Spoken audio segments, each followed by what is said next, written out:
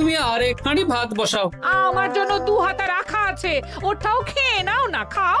আমি আর ভাত বসাতে পারবো না, এখন উনুন ধরাও, আঁচ দাও, ভাত বসাও। আহ, আরে তোমারটা তুমি খেয়ে নাও না। তুমি তো জানো আমার এইটুকু খাবার পোষায় না। তারপর তুমি আজকে ওই ওলের ঝোলটা যা বানিয়েছিলে না, আহা। খাই খাই খাই খাই করে আমার জীবনটাও খেয়ে ফেললে গো। আরে বাবা, ভগবান এই পেট দিয়েছে কিসের জন্য? এত খাটাখাটনি সবকিছুই তো এর জন্য নাকি? হ্যাঁ,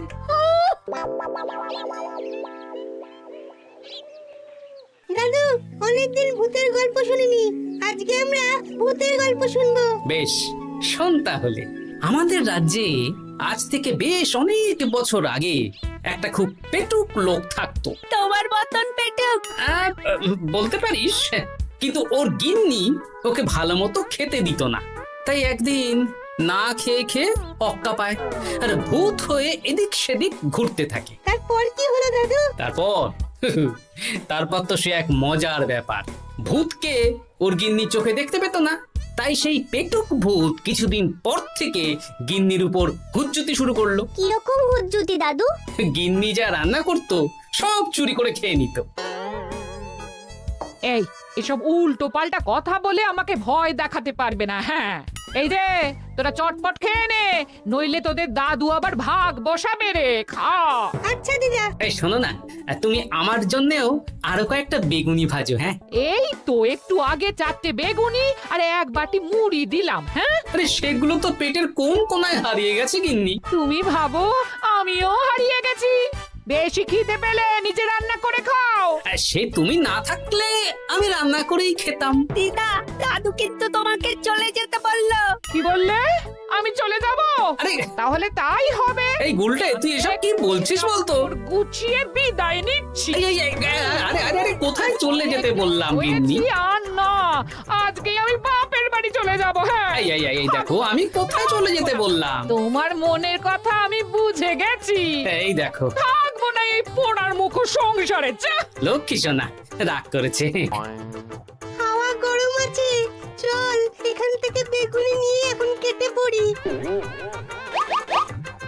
আরে সামান্য ব্যাপারে রাগ করার কি আছে বলো তো? এবার নিজের সংসার নিয়ে নিজে থাকো, সারাদিন শুধু খাই খাই আর খাই খাই।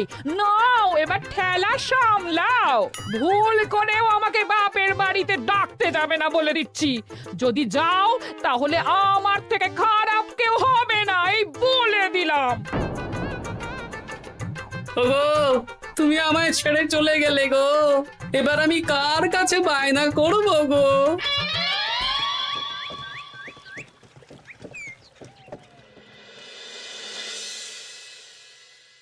কিরে, তুই একা একা?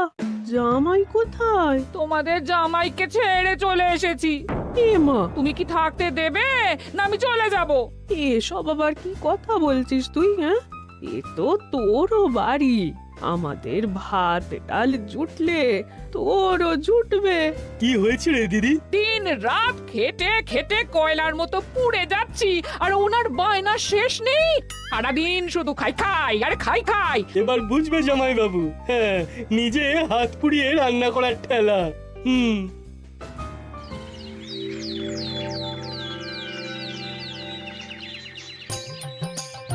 গোপাল দাদা, ও গোপাল দাদা, ও গোপাল দাদা, গোপাল দাদা, এ দরজা খোলো, মহারাজ ডাকছেন। এই রে, অনেক বেলা হয়ে গেল। আরে দরজাটা খোলো। যাচ্ছি যাচ্ছি। আরে আজকে তো গ্রামের সেচ প্রকল্প নিয়ে আলোচনা আছে, মহারাজ তাই তোমাকে ডাকছেন। মুখ হাত ধুয়ে যাচ্ছি।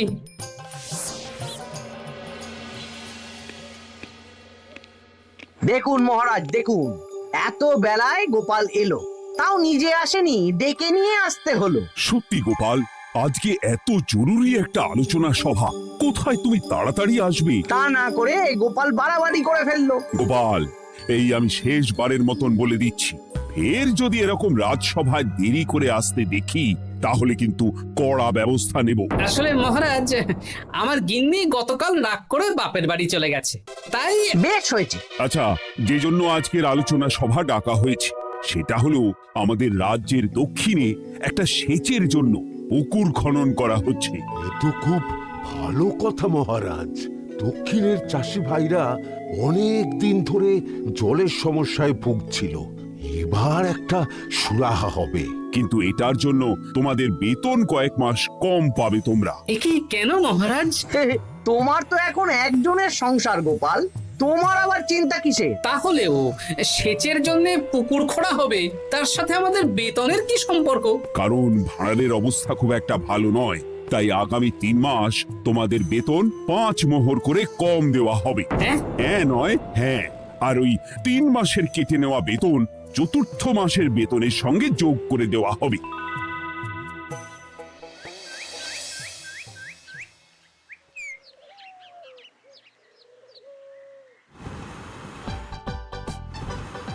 কি দাদু, এ তোমার চোখ মুখের কি অবস্থা? কালি ঝুলি মেখে ভূত। কি আর করবো বল, এসব কি আমার কাজ রে? কালকে ভূতের গল্প শোনাচ্ছিলে, আজকে নিজেই ভূত সেজে বসে আছো।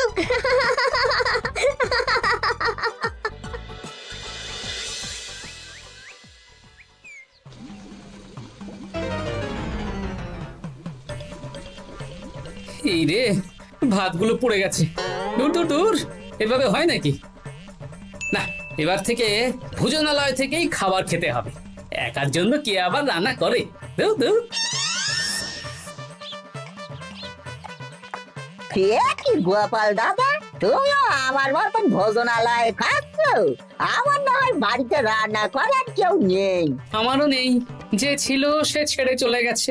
ভাই, আর একটু ভাত দেবে? গোপাল দাদা, ভাত আর হবে না গো, আরো কয়েকজন দৈনিক খদ্দের আসবে, তাদের জন্য রেখে দিয়েছি। তাহলে কি আর করা যাবে? একটু একটু ওই তরকারি একটা শাল পাতায় মুড়ে দে, বাড়িতে গিয়ে মুড়ি দিয়ে খাবো। আচ্ছা, তা দিচ্ছি। তুমি খাওয়া হয়ে গেলে হাত মুখ ধুয়ে নাও। আচ্ছা গোপাল দাদা, গিন্নিমা চলিয়ে গেল কেন? সে তোর গিন্নিমাকে গিয়ে জিজ্ঞেস কর। সে তো জিজ্ঞেস করতেই হবে, তোমার মতো একটা ভালো মানুষকে ছেড়ে চলিয়ে গেছে।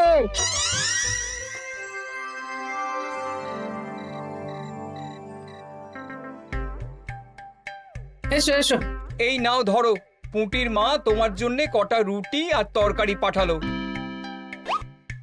শুনলাম তুমি বাইরে ভোজনালয় খাচ্ছ। কি আর করবো বলো, একদিনই ঘর দুয়ারের একই অবস্থা করেছো গো গোপাল দাদা। ওই একার সংসার, এখন আমার কাজের মধ্যে দুই, খাই আর শুই। তা গিন্নিমাকে খবর দাও। না না না, খবর দিলে আবার অশান্তি শুরু করবে, বরং তুমি গিয়ে বলো। বেশ, তাহলে কালকে আমি তোমার শ্বশুর বাড়ির দিকে সার কিনতে যাব, না হয় গিন্নিমাকে আমিই খবর দিয়ে দেবো।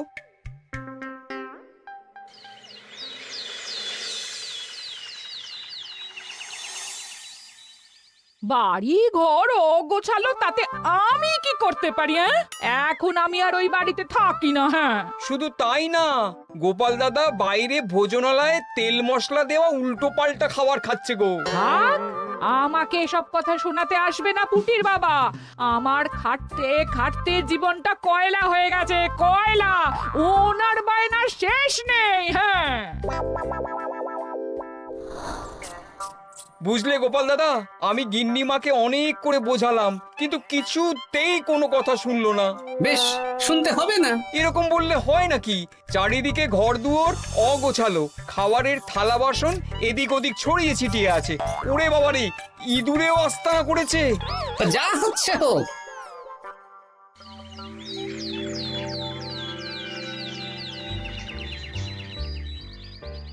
ভোলা, আটটা কচুরি দাও তো ঝটপট, খেয়ে রাজসভায় চলে যাব। এই নাও। ও গোপাল দাদা, শুনলাম নাকি গিন্নিমা বাড়ি ছেড়ে চলে গেছেন? হ্যাঁ, ঠিকই শুনেছো। তাই বাইরের খাবার খেয়ে কতদিন কাটাবে? এভাবে তো তোমার শরীর খারাপ করবে। ওই শরীরের নাম মহাশয়, যা সবে তাই সয়। রান্না বান্না করছো বাড়িতে? না, রান্না করার লোক নেই, আর আমার দ্বারা ওসব কালিঝুলি মাখাও সম্ভব না। দেখো গোপাল দাদা, এই রোজ রোজ বাইরের খাবার খাওয়া ভালো নয়। ভাবছি আরেকটা বিয়ে করব। হ্যাঁ, বলো কি? গিন্নিমা জানলে তো? জানলে জানুক, ও তো এখন আর আমার কেউ নয়। গোপাল দাদা আরেকটা বিয়ে করবে? না না না না না, গিন্নিমাকে বলতেই হবে ব্যাপারটা।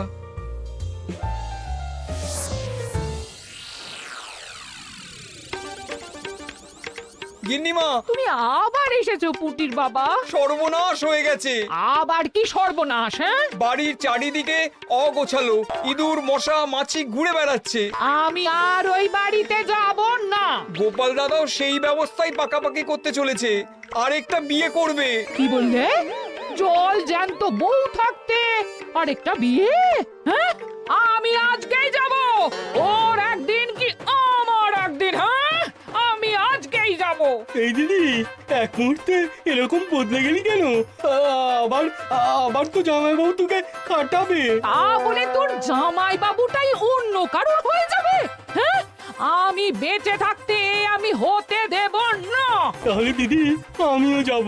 ওই জামাইবাবু অতিরিক্ত খায়, জামাইবাবুর খাওয়া বন্ধ করতে হবে, বুঝলি? ঠিক আছে, চল তাহলে চল। ঠিক আছে, চলুন তাহলে। হ্যাঁ হ্যাঁ, তাই চলো। বুঝলি দিদি, আমার মাথায় একটা মতলব এসেছে। হ্যাঁ। কি মতলব শুনি?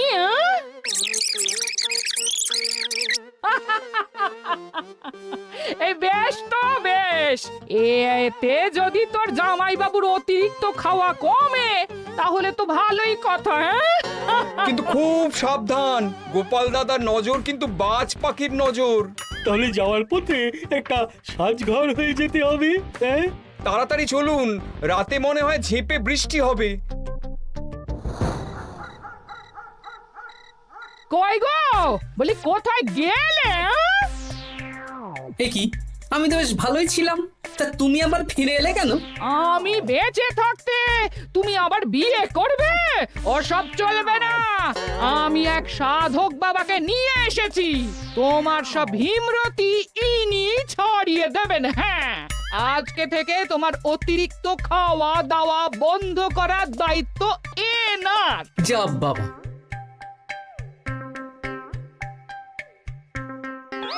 কি করেছো গো? হ্যাঁ, ঘর দুয়ার তো পুরো শ্মশান হয়ে গেছে গো। এখন আবার তোমার ঘর তুমি পরিষ্কার করো। সে করছি, তুমি যাও বাজার করে নিয়ে এসো। ভোলার দোকান থেকে বেশি করে ছানা আনবে, আর রাতে ছানার বড়া করে তরকারি বানাবো। হ্যাঁ, আহা, কতদিন খাইনি, এক্ষুনি যাচ্ছি। তাড়াতাড়ি যাও, তাড়াতাড়ি যাও, মেঘ ডাকছে, রাতে বৃষ্টি হবে। আমি এই ঘর গুছিয়ে রান্না বসাচ্ছি গো। বলো কি গোপাল দাদা, গিন্নিমা ফিরে এসেছেন? হ্যাঁ, সকালে তোমার দোকানে বলেছিলাম না বিয়ে করব, সেটা নিশ্চয়ই কেউ শুনে গিন্নির কানে দিয়েছে। ব্যাস, ঘরের বউ ঘরে চলে এলো। সকালে যখন তোমাকে আমি ওই কচুরি দিচ্ছিলাম, তখন তো ওই পুঁটির বাবাকে দোকানের সামনে দিয়ে হেঁটে যেতে দেখেছিলাম। তাহলে পুঁটির বাবাই খবর দিয়েছে, ভালোই হয়েছে। যাই হোক, আমাকে ওই 500 গ্রাম মতো ছানা দাও তো, গিন্নি ছানার বড়া দিয়ে তরকারি করবে। ভালো তো, ভালো তো, তোমরা ওই কর্তা গিন্নি একসাথে খাবে। আবার কোন সাধককে নিয়ে এসেছে যে আবার খাবার খাওয়া নিয়ন্ত্রণ করবে? দেখো কি করে তোমাকে সামলায়। এই নাও।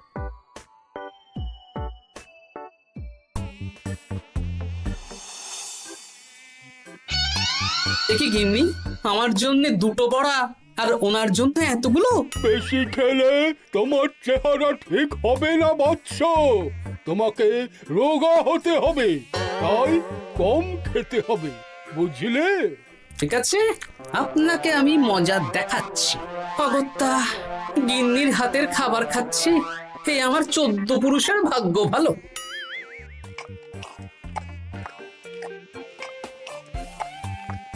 বাবা, আপনাকে আরেকটু তরকারি দিই বাবা? দে মা, দে। আমাকে দাও। একদম না, বলেছি না তোকে রোগা হতে হবে। হ্যাঁ, কি মশা রে তোদের বাড়িতে। আরে রে, নকল গুফ, মশা যাওয়ার আগে আপনাকে আমি তাড়াবো। এই কদিন চারদিকে সব ছড়িয়ে ছিটিয়ে নোংরা করেছে, মশা মাছি এত তাড়াতাড়ি যাবে না। হ্যাঁ, আমার খাওয়া হয়ে গেছে, আমি উঠলাম। আপনি ভালো করে খান, কেমন?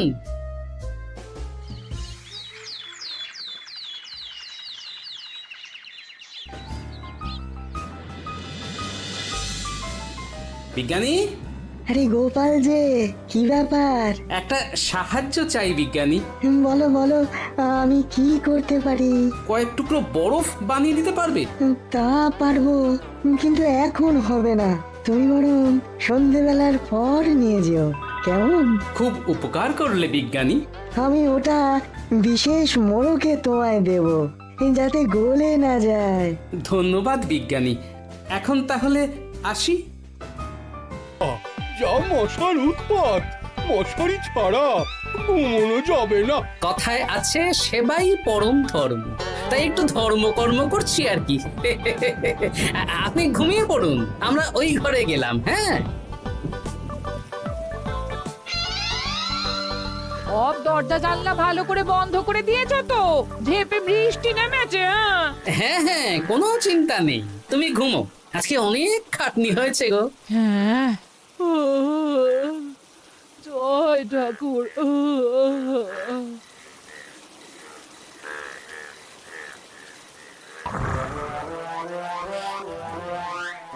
এই তো গিন্নিও ঘুমিয়েছে, এবার আসল কাজ শুরু হবে।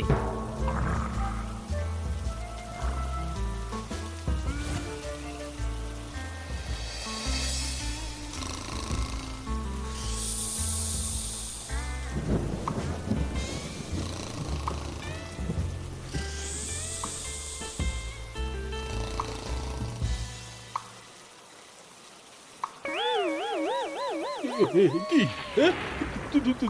জল পড়ছে কেন? চাল ফুটো হয়ে গেল নাকি? এত রাতে দিদিকে ডাকা ঠিক হবে না। আরে আরে কি মুশকিল, এখনই জল পড়ছে। আরে দূর দূর।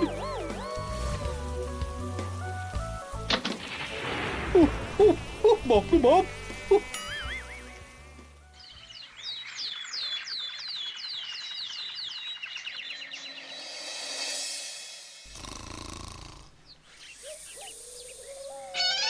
সুপ্রভাত। প্রভাত আর শু নেই। কেন? সারা রাত প্রথমে ভিজেছি, তারপরে মশার কামড় খেয়েছি। ভিজেছেন কেন? আচ্ছা, কি আচ্ছা। রাতে চাল ফুটো হয়ে জল পড়ছিল। আচ্ছা, খুব ঠান্ডা লেগেছে। একটু একটু মধু আর তুলসী পাতা দে, একটু খাই। এই দিচ্ছি বাবা। এ হতেই পারে না, কদিন আগেই তো চাল সারিয়েছি। ঘরের মধ্যে তাহলে জল এলো কি করে? ঠিক যেভাবে আপনার নাকের নিচে নকল গোঁফ এসেছে শ্যালক বাবু, ঠিক সেইভাবেই। এই রে, হয়ে গেল। দাড়িটাও তো নকল। না মানে আমি বুঝিয়ে বলছি গোপাল, তুমি তো একটু বেশি করে খাও, তাই আমি ভেবেছিলাম ওই তোমার যাতে খাওয়াটা একটু কমে, তাহলে আমার দিদির খাটনিটা একটু কমবে। খাটনি কমাতে তো আপনি আসেননি, উল্টে আপনি নিজে ছলে বলে খাচ্ছিলেন। অতিথি হিসেবে এলে নিশ্চয়ই খাওয়াতাম, কিন্তু এটা আপনি ঠিক করেননি। ওগো, ও তো আমার ভালোর জন্যই করেছে। তুমি আমার বিবাহিত স্ত্রী, ও এখন তৃতীয় ব্যক্তি, তুমি ওর কথা কেন শুনবে? হ্যাঁ, প্রথমে বাচ্চাগুলো মস্করা করলো, সেই শুনে তুমি চলে গেলে। হ্যাঁ, ওরা তৃতীয় ব্যক্তি, ওদের কথায় কান দিলে। তারপর পুঁটির বাবার কথা শুনে বিশ্বাস করলে আমি সত্যিই বিয়ে করছি। হ্যাঁ, সেই জন্যই তো চলে এলাম। হ্যাঁ, এখানে পুঁটির বাবাও তৃতীয় ব্যক্তি, আর তারপর শ্যালক বাবুর কথায় আমাকে কম খেতে দিচ্ছ, আর উনিও তৃতীয় ব্যক্তি। ইয়ে, না মানে? হ্যাঁ মানে, না মানে কিছু না। যখনই সংসারে স্বামী স্ত্রীর মাঝে তৃতীয় ব্যক্তি প্রবেশ করবে, তখনই অশান্তি হবে। নিজেদের সমস্যা আমরা নিজেরাই ঠিক করে নেব। আচ্ছা গো, আচ্ছা ঠিক আছে, আর কোনো বাইরের লোকের কথা শুনবো না। এবার বলো তো, ছাদ থেকে জল পড়ার ব্যাপারটা কি? ওটা তো কাল রাতে মশারির উপরে বরফ রেখেছিলাম, আর সারা রাত ধরে বরফের জল শ্যালক বাবুর গায়ে পড়েছে। ছাদ ঠিকই আছে গিন্নি। হ্যাঁ নয় হ্যাঁ, কাল যখন খাবার খাওয়ার সময় দেখলাম আপনার গোঁফ খুলে যাচ্ছিল, আপনি ঠিক করলেন, তখনই একটা সন্দেহ হয়। গোপাল, আমি আর তোমাদের কর্তা গিন্নির মাঝে থাকবো না। আমি পালাই। ও, ও, ও, ও, ও, ও, ও।